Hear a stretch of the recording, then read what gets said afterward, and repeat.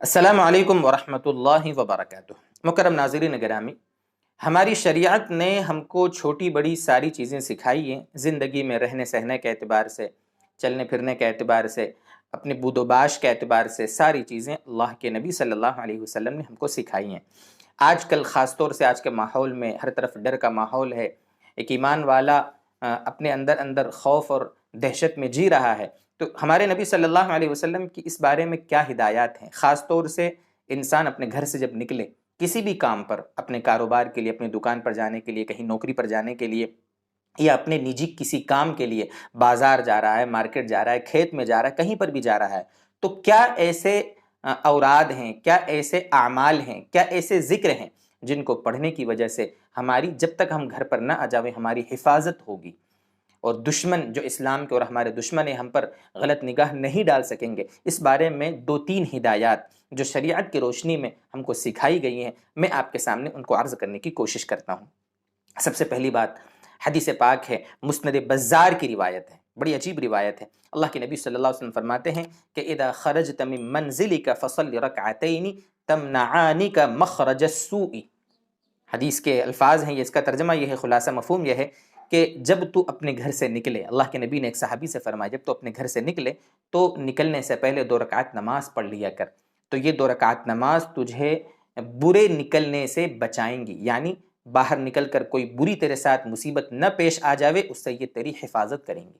اس لیے اگر کوئی اہم کام کے لیے انسان جا رہا ہے، کوئی بڑے سودے کے لیے جا رہا ہے، کسی سفر پر جا رہا ہے، تو گھر سے نکلنے سے پہلے 2 رکعت نماز ضرور پڑھنا چاہیے۔ یہ ہمارے نبی صلی اللہ علیہ وسلم کی تعلیمات ہیں۔ روزانہ دن میں کئی مرتبہ گھر سے باہر آنا جانا ہوتا ہے تو ہمیشہ تو پڑھنا مشکل ہوگا، لیکن کسی اہم کام کے لیے جائے تو اس کا ضرور اہتمام ہمیں کرنا چاہیے۔ انشاءاللہ اس کی برکتیں ہم اپنی آنکھوں سے دیکھیں گے۔ دوسرا کام، گھر سے جب بھی نکلے ہم تو گھر والوں کو سلام کر کے ہم باہر نکلیں، اس سے ہماری سلامتی ہوگی، ہماری حفاظت ہوگی۔ اور تیسرا کام، جب بھی گھر سے نکلیں تو گھر سے باہر نکلنے کی دعا پڑھ لیں، بسم اللہ توکلت علی اللہ ولا حول ولا قوت الا باللہ۔ ایک دعا یہ ہے، اس دعا کی بڑی عجیب فضیلت بیان کی جاتی ہے۔ جب انسان یہ دعا پڑھ لیتا ہے نا تو اس کو کہا جاتا ہے، حدیث میں الفاظ ہیں کہ فقد ہدی و کفی و وقی، وہ کما قال نبی صلی اللہ علیہ وسلم، یعنی اس کو ہدایت دے دی گئی، اس کی کفایت کر لی گئی، اور اس کی حفاظت کر لی گئی۔ ہر طرح سے اللہ تبارک و تعالیٰ کی طرف سے اس کی حفاظت ہوتی ہے، اللہ اس کے لیے کافی ہو جاتے ہیں، اس کے لیے سارے کام آگے کے آسان ہو جاتے ہیں۔